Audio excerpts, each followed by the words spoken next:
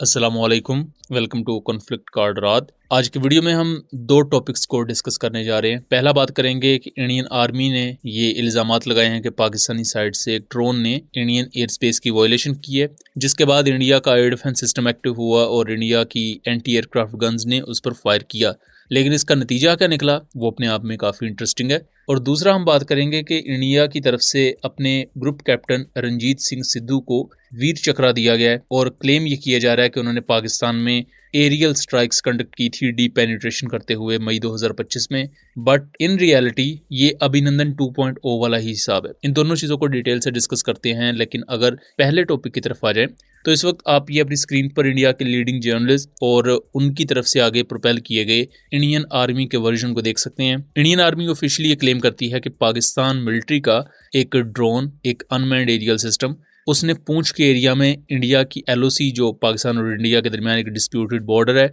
उसको क्रॉस किया। इंडिया का एयर डिफेंस सिस्टम उस पर एक्टिव होता है और इंडिया अपनी L-70 एंटी एयरक्राफ्ट गन से इस पर फायर करता है। इंडियन आर्मी की तरफ से किए गए इस रिटेलिएटरी फायर के बावजूद भी इंडिया के वर्जन के मुताबिक वो इस ड्रोन को शूट डाउन नहीं कर पाते और पाकिस्तान का ये ड्रोन वापस आ जाता है। दुनिया की चौथी बड़ी फौज के लिए ये एक शर्मिंदगी की बात है वैसे कि वो एक छोटे से क्वाडकॉप्टर को भी सही तरीके से इंटरसेप्ट नहीं कर पा रहे, जबकि मई के अगर इनके बयानात को देखें या इनके क्लेम्स को देखें तो इनके मुताबिक इन्होंने इजराइल और यूएस के कंबाइंड एयर डिफेंस सिस्टम से भी बेहतर परफॉर्म किया इंडिया के एयर डिफेंस सिस्टम ने। ये इंडिया के जर्नलिस्ट और इंडिया के जो पॉलिटिकल फिगर्स हैं वो ये क्लेम करते हैं। लेकिन आज की इस रिपोर्ट में खुद ये इनकी आर्मी कह रही है कि जी पाकिस्तान का एक ड्रोन हमारे एरिया में आया, हमने उसे इंटरसेप्ट करने की कोशिश की, लेकिन कहीं भी ये मेंशन नहीं किया कि वो इंटरसेप्ट हुआ या उसका कोई मलबा इन्होंने दिखाया हो। तो इट मीन्स कि ड्रोन को वो इंटरसेप्ट नहीं कर सके। अब इस तरह के जो क्वाडकॉप्टर्स होते हैं ये इस तरह वाकयात हो जाते हैं ऑब्वियसली कि पाकिस्तानी साइड पर अब इस वाक्य को कंफर्म नहीं किया गया है एंड मोस्ट प्रोबेबली ये एक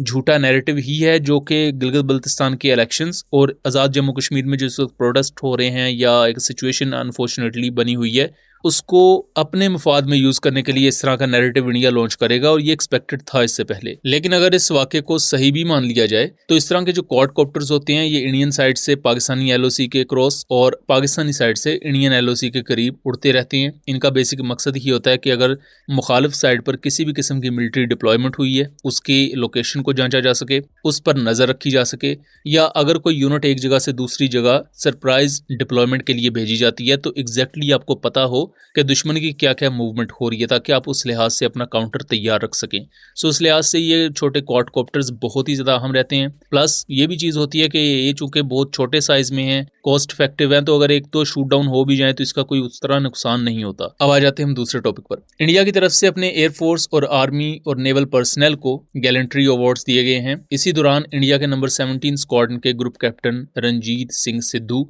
उसे दिया गया है वीर चक्रा, जो कि 2019 में अभिनंदन को दिया गया था और एक स्टोरी क्रिएट की गई कि भाई अभिनंदन ने अपने MiG-21 से पाकिस्तान का एक F-16 शूट डाउन किया, लेकिन कभी भी उस F-16 का मलबा इंडिया नहीं दिखा सका और इंटरनेशनली भी इस क्लेम का मजाक उड़ाया गया था। अब इस ग्रुप कैप्टन रणजीत सिंह को लेकर ये बेसिकली नंबर 17 स्क्वाड्रन का है जो कि रफाल के साथ इक्विप्ड है और हम सब जानते हैं कि जो पाकिस्तान ने मई 2025 में रफाल शूट डाउन किए थे वो नंबर 17 स्क्वाड्रन के ही थे। इंडियन एयरफोर्स क्लेम करती है कि रणजीत सिंह ने एक एक्सेप्शनल बहादुरी का मुजाहरा करते हुए अपना मिशन परफॉर्म किया, बट ऑफिशियली उनके मिशन को यहाँ एक्सप्लेन नहीं किया गया कि वो एयर टू ग्राउंड ऑपरेशन का पार्ट थे। बट अगर डिटेल्ड एनालिसिस इस चीज़ का किया जाए, बेसिकली इंडिया और पाकिस्तान अगर दोनों के वर्जन्स को देखा जाए, तो पाकिस्तान ने इंडिया के उन रफाल एयरक्राफ्ट को शूट डाउन किया था जिन्होंने पाकिस्तानी एरियाज पर मिसाइल्स फायर किए थे। तो बेसिकली जो ये ग्रुप कैप्टन रणजीत सिंह है, इसने पाकिस्तानी एरियाज पर स्कैल्प मिसाइल्स फायर किए और उसके बाद जैसे ही ये पलटे, क्योंकि इनको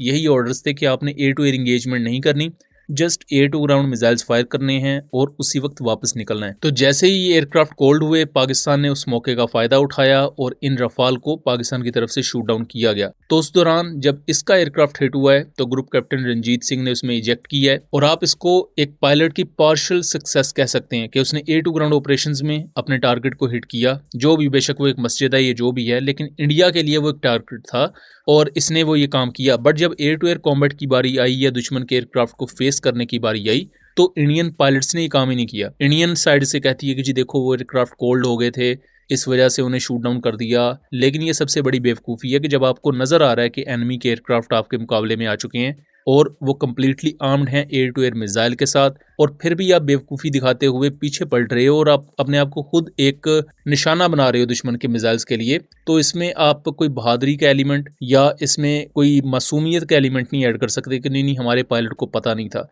मेरे नज़दीक ये सबसे बड़ा डमएस किस्म का एक्ट था कि आप बजाय के दुश्मन के एयरक्राफ्ट को काउंटर करने के लिए तैयार होते, आपने उल्टा ये समझा कि बस मैं मिसाइल अपना air to ground missile fire करके अपनी जान बचाने के लिए बस निकलूं जल्द से जल्द और अपनी एयर बेस पर पहुंचूं। लेकिन बात फिर वही है कि जब आप बुज़दिलों की तरह मैदानी जंग से भागने के लिए कोशिश करेंगे तो आप सबसे पहले ही निशाना बनते हैं, और वही इंडियन एयरफोर्स के इस ग्रुप कैप्टन के साथ हुआ भी है जिसका रफाल शूट डाउन हुआ और बठिंडा के ऊपर गिरा। और अल्टीमेटली अभिनंदन 2.0 वाला ही हिसाब है। जैसे अभिनंदन को एक फेक स्टोरी की बेस पर मेडल दिया गया, इसी तरह एक fake narrative group captain Sidhu के लिए भी बनाया गया और इसे भी वीर चक्रा का मेडल दे दिया गया। बजाय कि इससे ये पूछा जाता कि भाई तुमने जो इतनी ट्रेनिंग ली है और तुमने जो इतनी टेक्टिकल प्राउस हासिल की रफाल एयरक्राफ्ट पर, उसका इस्तेमाल क्यों नहीं किया, एयर टू एयर मोड में तुम क्यों नहीं गए और क्यों नहीं कन्फ्रंट किया एनिमी एयरक्राफ्ट को। सो दोस्तों, ये था एक एनालिसिस। उम्मीद करता हूँ चीज़ें क्लियर रही होंगी। वीडियो पसंद आई हो तो इसे ज़्यादा से ज़्यादा शेयर कीजिएगा ताकि इस तरह की मज़ीद इन्फॉर्मेटिव वीडियोज़ हम आपके लिए लेकर आ सकें।